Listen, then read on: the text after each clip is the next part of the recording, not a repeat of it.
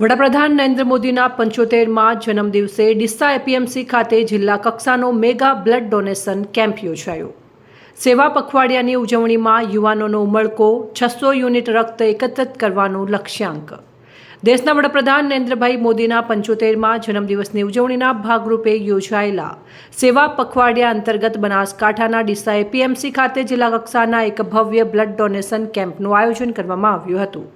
વડાપ્રધાનના જન્મદિવસને સેવાથી સમર્પિત કરવાના ઉદ્દેશ્ય સાથે યોજાયેલા આ કેમ્પમાં 600 યુનિટ રક્ત એકત્રિત કરવાનો મહત્વાકાંક્ષી લક્ષ્યાંક રાખવામાં આવ્યો હતો, જેને સિદ્ધ કરવા યુવાનોમાં ભારે ઉત્સાહ જોવા મળ્યો હતો।